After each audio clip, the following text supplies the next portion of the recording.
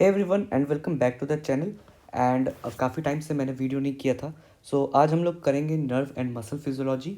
और इससे पहले जो भी चैनल पे नए आए हैं they can go and check out my other physiology videos. ऊपर लिंक फ्लैश हो रहा होगा। मैंने रेस्पिरेटरी फिजियोलॉजी और हेमाटोलॉजी के वीडियोस कवर किए हैं, तो एक बार उसको भी चेकआउट कर लो।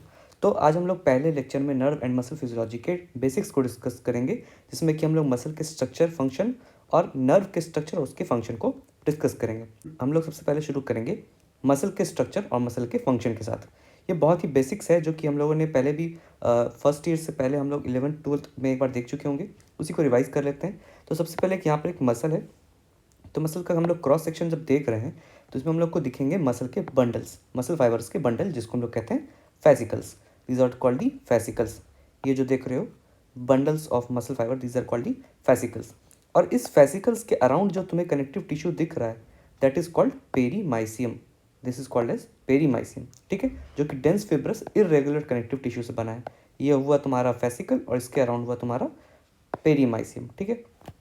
दूसरा है बात इसमें इंपॉर्टेंट कि फेसिकल जो है बहुत सारे मसल फाइबर के बंडल से बना है, ठीक है। तो एक मसल फाइबर को जब तुम इस बंडल से निकालते हो तो इसको हम लोग कह रहे हैं मसल फाइबर, ठीक है। मसल फाइबर या मसल सेल जो भी है, तो इसके कवरिंग को हम लोग कहते हैं एंडोमाइसियम, ठीक है, जो कि मसल के प्लाज्मा मेम्ब्रेन, जिसको हम लोग सार्कोलेमा बोलते हैं, उसको सराउंड कर रहा है, ठीक है।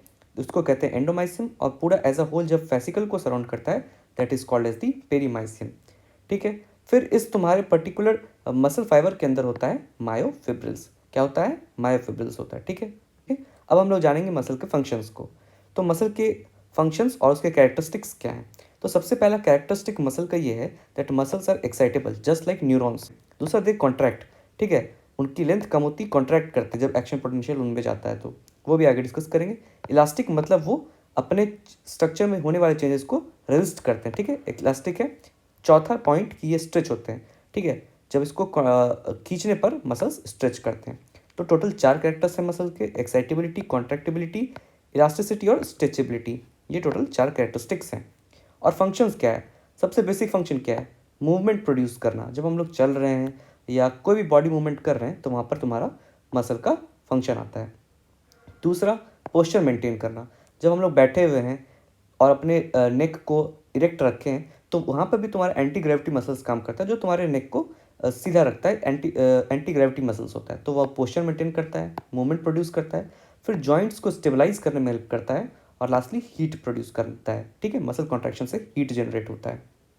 ये था हम लोग अभी तक पढ़े थे कि मसल्स के क्या क्या कैसा स्ट्रक्चर है, क्या फंक्शन है, और मसल का क्या इंपॉर्टेंट 4 कैरेक्टरिस्टिक्स है, ठीक है। तो हम लोग शुरू करेंगे structure of the striated muscle fibres. तो सबसे पहले हम लोग देखेंगे इसमें कि ये एक्स्ट्रा सेलुलर मैट्रिक्स है, ये सार्कोलेमा यानी कि plasma membrane of the striated muscle fibre. और सार्कोलेमा जो है तुम्हारे अंदर के जितने भी प्रोटीन्स है उसको जोड़ रहा है, एंकर करने का काम कर रहा है विथ दी तुम्हारे extra cellular matrix with the help of this complex of proteins. इस पूरे कॉम्प्लेक्स ऑफ प्रोटीन्स को हम लोग कहते हैं सार्कोग्लाइकन, सार्कोग्लाइकन कॉम्प्लेक्स कहते हैं, ठीक है, साइटोस्केलेटन कॉम्प्लेक्स कहते हैं। तो ये कॉम्प्लेक्स में बस एक इंपॉर्टेंट प्रोटीन है डिस्ट्रोफिन, के बारे में हम लोग को जानना है, जो कि तुम्हारा एक्टिन से एंकर कर रहा है तुम्हारे sarcolemma and the extra cellular matrix को। तो इसी प्रोटीन में फिर तुम्हारे म्यूटेशंस होने के कारण मस्कुलर डिस्ट्रोफीज होती है, ठीक है। बाकी अब हम लोग आते हैं मेन इसके माइक्रोस्कोपिक स्ट्रक्चर के ऊपर, जिसमें हम लोग देखते हैं एक एक करके सारे स्ट्रक्चर्स को, ठीक है। सबसे पहले हम लोग देखते हैं जेड डिस्क को। जेड डिस्क देखो, ये वाला स्ट्रक्चर है, this is the Z disc. और इस ये मेनली तुम्हारी इसमें से जो प्रोटीन है that is the alpha actinin, alpha actinin protein से बना होता है। इसके बाद दूसरा स्ट्रक्चर देखो एक्टिन, जो कि तुम्हारा आई बैंड में आता है, ठीक है, जो तुम्हारा आई बैंड तुम्हारा बनाता है। ये लाइट तुम्हारा अपीयरेंस देता है ऑन दी माइक्रोस्कोप। और ये है मायोसिन, जो कि डार्क अपीयरेंस देता है, ठीक है। ये ए बैंड का पार्ट है। ए बैंड में तुम्हारा देखो मायोसिन भी आता है और एक्टिन हाफ आता है। लेकिन तुम्हारा जो आई बैंड बनता है, जो कि ये वाला पार्ट बनता है, और इस तरफ में भी जो एक्टिन होगा उसको मिला करके ये वाला जो पार्ट बनेगा दैट इज दी तुम्हारा आई बैंड, ठीक है। I means light band. I band में सिर्फ एक्टिन होता है, लेकिन ए बैंड में तुम्हारा हाफ ऑफ एक्टिन भी होता है और मायोसिन भी होता है, ठीक है। और कॉन्ट्रैक्शन के वक्त तुम्हारा तुम्हारा जो ए बैंड है, ए बैंड जो है इसकी लेंथ अनचेंज्ड होती है, लेकिन जो तुम्हारा आई बैंड होता है वो छोटा होता है। आई बैंड क्या होता है? छोटा होता है, क्योंकि ये वाला जो पार्ट है ये आगे की तरफ मूव करता है। तो एक्टिन, मायोसिन और जेड डिस्क के बारे में हम लोग पढ़ लिए। आगे और कौन कौन से नया प्रोटीन है वो देखो। ये जो पार्ट है, जो इस दोनों के बीच में तुम्हारे ए बैंड में ही मायोसिन का हेड, जहाँ पर ऐसा पार्ट जहाँ पर मायोसिन का हेड नहीं है, वो ये जो पार्ट है that is called the H zone. ठीक है, इसको कहते हैं हम लोग एच जोन कहते हैं। ठीक, और ये जो बीच में जो लाइन है that is called the M line, that is called the M line. ठीक है, तो अब एम लाइन में क्या क्या होता है? तो एम लाइन में देखो इंपॉर्टेंट 3 प्रोटीन्स है। पहला है मायोमेसिन, दूसरा है सी प्रोटीन और तीसरा है क्रिएटिन काइनेस एंजाइम। तो एम लाइन में ये 3 प्रोटीन्स होता है। अब आते हैं और 2 प्रोटीन्स के बारे में जानना हम लोग को, जो कि बहुत इंपॉर्टेंट है। एक है nebulin protein and the second one is titin protein. तो हम लोग देख रहे थे कि टाइटिन का जो फंक्शन है वो ये है कि वो जेड डिस्क से अटैच करता है तुम्हारे थिक फिलामेंट को, that is the myosin filaments को। ठीक है, तो ये काम था टाइटिन का। फिर हम लोगों ने देख लिया है एम लाइन में क्या क्या कंपोनेंट्स होते हैं। जेड डिस्क में अल्फा एक्टिनिन होता है, फिर एच जोन। अच्छा, एक और चीज़ इंपॉर्टेंट क्या है कि ये दो जेड डिस्क है और ये भी जेड डिस्क है। ठीक है, तो दो जेड डिस्क के बीच का जो पार्ट है दैट इज कॉल्ड सार्कोमेर। इसको कहते हैं सार्कोमेर, जो कि फंक्शनल यूनिट है मसल का। क्या है?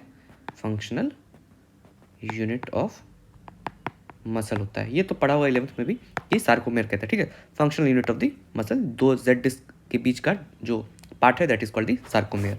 ठीक है, यहाँ तक हम लोग पढ़ रहे थे structures of the statin muscle. अब हम लोग थोड़ा सा इसमें डीप जाएंगे। हम लोग देखेंगे एक्टिन का स्ट्रक्चर देखेंगे, मायोसिन का स्ट्रक्चर देखेंगे। ठीक है, तो एक्टिन और मायोसिन, उसके अलावा हम लोग देखेंगे ट्रोपोनिन के बारे में। तो सबसे पहले हम लोग ट्रोपोनिन देखते हैं। तो देखो ये जो स्ट्रक्चर्स तुम देख रहे हो ना, ये यहाँ पर ट्रोपोनिन ऐसे अटैच्ड होता है। ठीक है, ये ट्रोपोनिन अटैच्ड होता है मॉलिक्यूल्स पर। ठीक है, तो ट्रोपोनिन का क्या फंक्शन है और ट्रोपोनिन क्या क्या चीज़ों से बना है? तो ट्रोपोनिन कॉम्प्लेक्स में 3 ट्रोपोनिन्स होता है। एक होता है ट्रोपोनिन आई, फिर ट्रोपोनिन सी और ट्रोपोनिन टी होता है।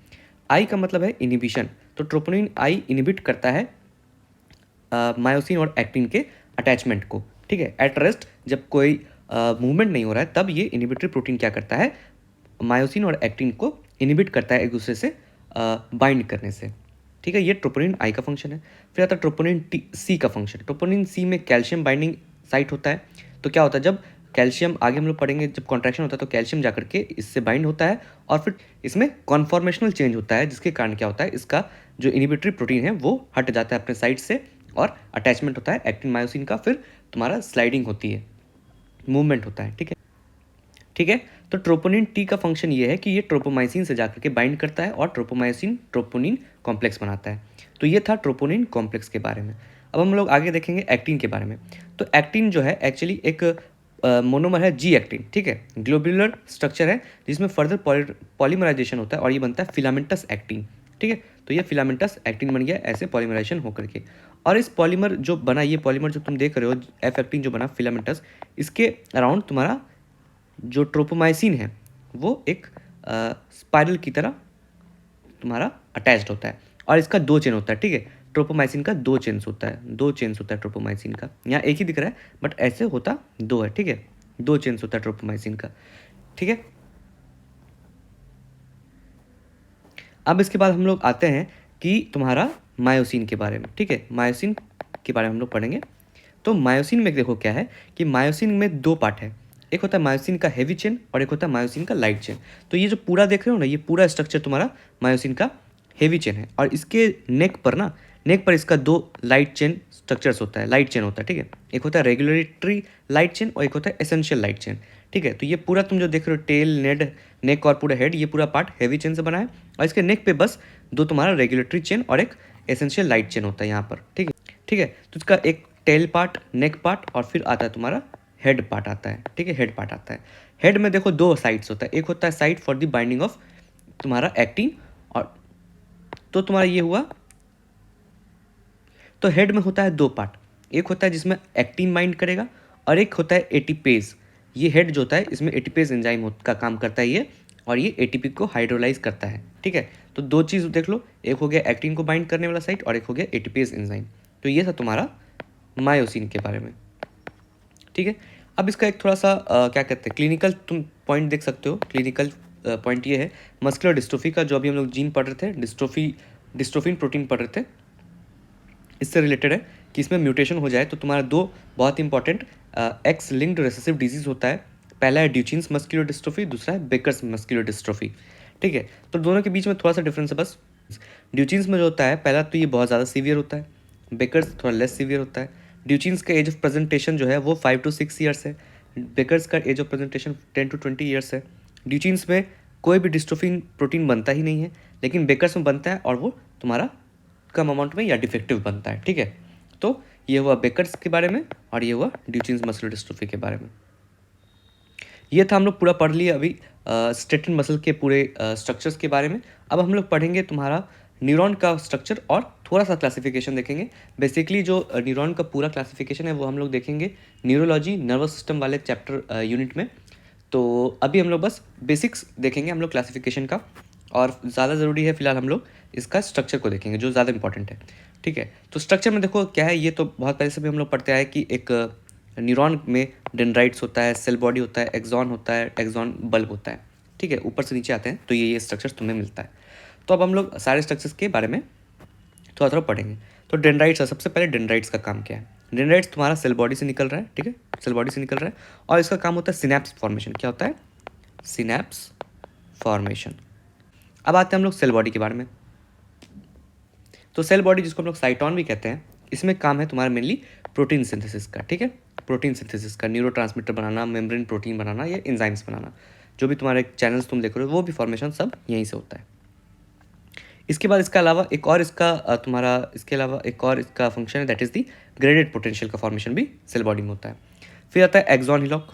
ये जो पोर्शन देख रहे हो सेल बॉडी से तुम्हारा एक्सॉन की तरफ जो तुम्हारा ये ट्रांसफॉर्मेशन और ये जो पार्ट है जो सेल बॉडी से होकर के एक्सॉन की तरफ जा रहा है, that is called the axon hillock. ठीक है, इसके अलावा यहाँ पर देखोगे तो एक्सॉन टर्मिनल है, जो लास्ट पार्ट है एक्सॉन का जहाँ पर वो बल्ब लाइक फॉर्मेशन कर रहा है, that is called the axon terminal.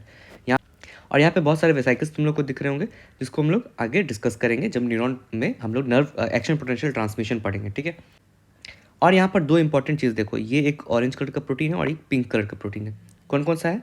तो सबसे पहले ये है पिंक वाला जो है, इसको देखेंगे, जो कि सेल बॉडी से जा रहा है towards the end, towards the axon terminal जा रहा है, सेल बॉडी से एक्सॉन टर्मिनल की तरफ जा रहा है।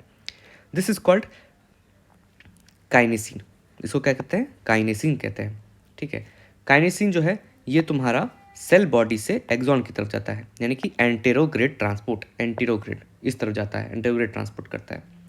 दूसरा है तुम्हारा ये ऑरेंज वाला, that is the dynein protein जो कि सेल बॉडी की तरफ जाता है फ्रॉम द एक्सॉन टर्मिनल। ठीक है, this is called the retrograde transport, उल्टा सेल बॉडी की तरफ जा रहा है। ठीक है, तो this is called retrograde transport. ये था हम लोगों का न्यूरॉन का स्ट्रक्चर और बेसिक फंक्शंस जो हर पार्ट का हम लोग देख लिए हैं।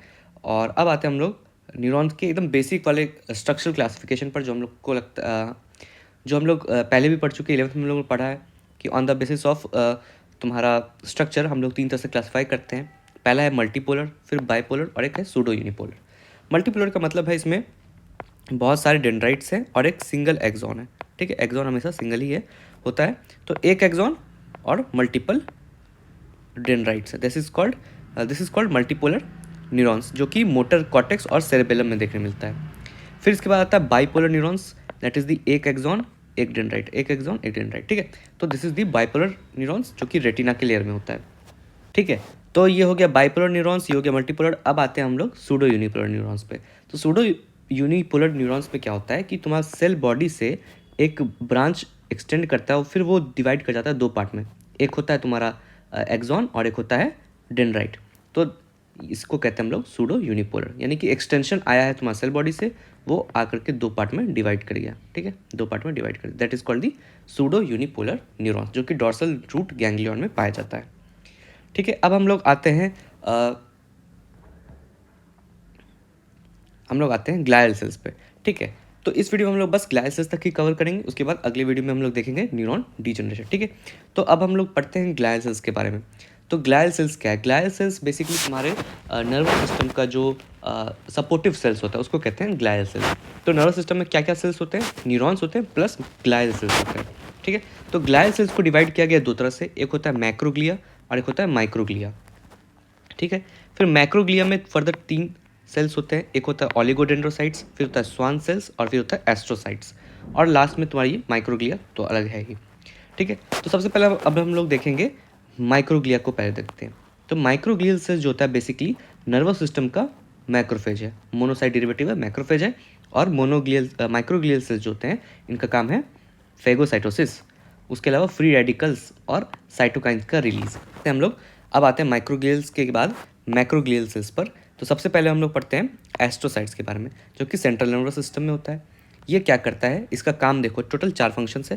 पहला फंक्शन, ये ब्लड ब्रेन बैरियर में फॉर्मेशन में पार्टिसिपेट करता है, इसका फूड प्रोसेस, ये वाला पार्ट जो है ये ब्लड ब्रेन बैरियर को फॉर्म करता है। दूसरा, ये पोटेशियम बफर का काम करता है। ठीक है, चौथा, ग्लूकोज रिजर्व का काम करता है फॉर द न्यूरॉन्स।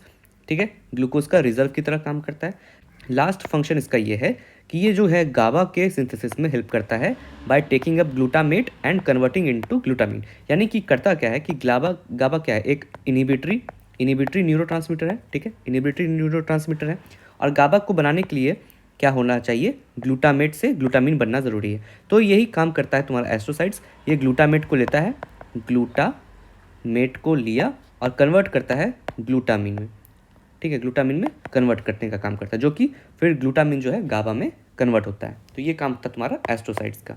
अब आते हैं हम लोग ऑलिगोडेंड्रोसाइट्स पे। देखो, ऑलिगोडेंड्रोसाइट्स और स्वान सेल्स का फंक्शंस लगभग सेम है, और दोनों का फंक्शन क्या है, माइलिनेशन करना, माइलिन शीट का फॉर्मेशन करना। लेकिन थोड़ा सा डिफरेंस है बस। देखो, सबसे पहले कि ये ऑलिगोडेंड्रोसाइट्स जो है ये सीएनएस में और क्रेनियल नर्व 2 यानी कि ऑप्टिक नर्व में माइलिनेशन करता है। तो ऑलिगोडेंड्रोसाइट्स और एक्सॉन्स को माइलिनेट करता है कहाँ पर, सीएनएस में और क्रेनियल नर्व 2 में।